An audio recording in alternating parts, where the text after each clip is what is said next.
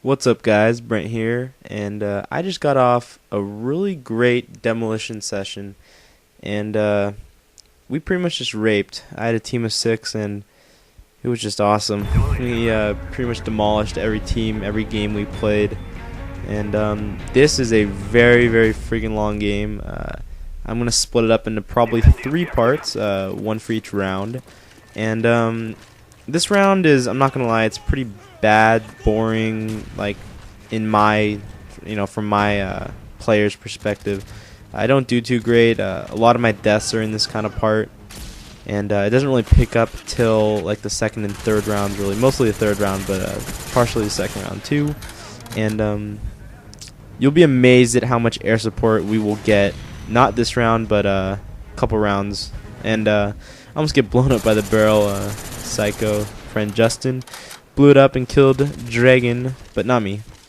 And so yeah, so instead of having to watch this boring commentary or boring video, I thought I'd give you a little kind of commentary about my history of gaming. And yeah, so let's get started. So basically, I started playing games. My first game ever was like the first Game Boy, and I can't remember what it's called. It was like the gray one, and it didn't have color. I don't know what you call it. I don't know if it's just Game Boy or whatever. That was like my first. That was pretty much my first. That was my first thing I had. Very first game, and I played Pokemon Red, and that was really fun. And I also had a Sega Genesis, or I think, is it Genesis? Yeah. That was just awesome at the time. I loved that thing. I played the Power Rangers game. And that was probably, I thought that was one of the coolest games back when I was a little kid. Me and my friend would play it, and we'd beat the game, 100 times. I think I've beaten it probably 100 times. Wait. Just listen to what I said. I've beaten it 100 times. I've beaten the game 100 times. Probably more than that, but that was awesome. But my Sega, sadly, it broke, and so yeah, that's it for the Sega.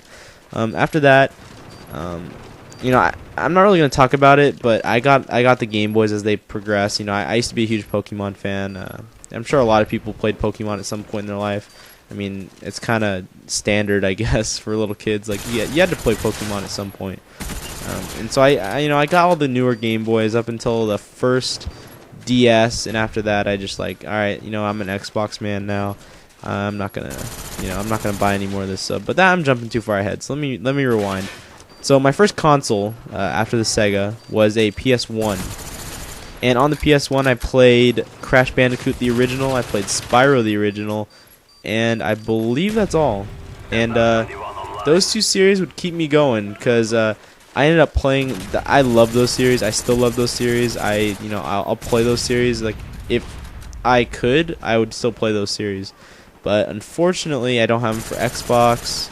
I have them for PS2, and I don't even know where my PS2 is.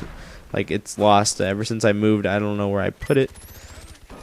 But and I don't even know you can use the HD PVR on a PS2. I'm not sure. If I could, I would actually try it, because that would be kind of cool. But maybe I could record Crash Bandicoot, because Crash Bandicoot's legit.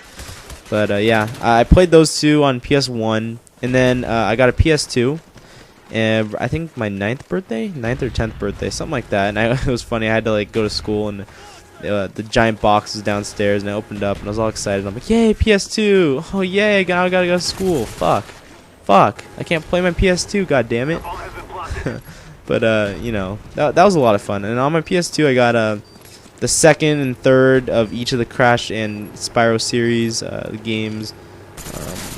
What else did I get? I got a bunch of games. I got like MLB Slugfest. I got some basketball games.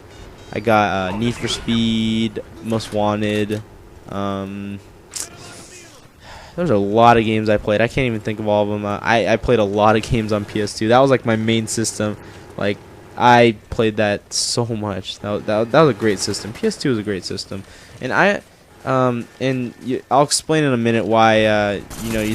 From hearing this, you think, well, Brent, why didn't you get a PS3? And I'm gonna explain that right now. So after my PS2, I had my PS2 until, well, I mainly played my PS2 until about 8th grade. when I started hanging out with my my newer group, which is like some of the people I hang out with now, not all of them, but a few of them, like Justin and yeah. So they all had Xbox, and they had all just like gotten Xbox not too long ago. They were new to it, and you know, I kind of felt left out because, you know, I'm like, oh, I have my PS2 here. I can't really play. I can't play with them. And so that Christmas, I actually got a PS2. So the Christmas in the middle of 8th grade, in the middle of my 8th grade year. So I got an Xbox, and I got it for Christmas. And, you know, I was so excited when I got it. And I hooked up Xbox Live as soon as I could. And my first game was COD 4. My first shooter actually was COD 4. That is the first shooter I played, was COD 4. Great shooter to start on, huh? I had not played COD 2, COD 3, COD 1, any of them. But like now I have COD 2. I played COD Classic. I haven't played COD 3, but I know it's just terrible, so I don't want to play COD 3 anytime soon. But yeah, so I played COD 4, and I was like more of the casual gamer, the guy that didn't really care too much about, you know, like I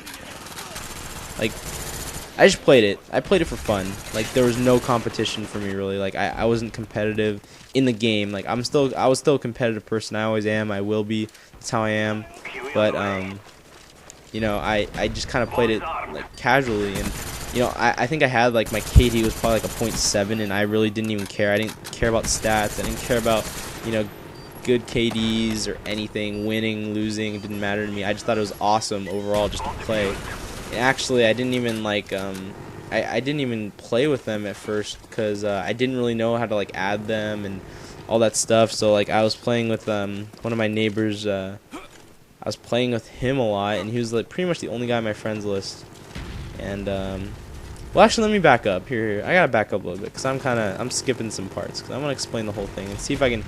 I'll split this up into 3 series, but although I did talk about a lot of it already, so I don't know if I'll be able to do that. But so when I got my Xbox Live, you know, you have to connect it to a router or a modem, or you can wirelessly connect it with your wireless adapter. So I didn't have a wireless adapter. I only had the Ethernet. So the router was in my parents' room, and at the time they would not let me move the router into my room. So I had the Xbox in their room, and I had to play in their room, and it was very awkward, let me tell you. And I could only play until about like 10-ish o'clock, because that's when my mom would go to sleep, and then I get kicked off, like even on weekends. So that kind of sucked. Thank God that's not the case anymore, because I would hate that. So yeah, I hope you guys enjoyed the video. We're up 1-0. It's kind of boring, I know, but it'll pick up later, I promise. Other than that, I'll catch you on the next part 2.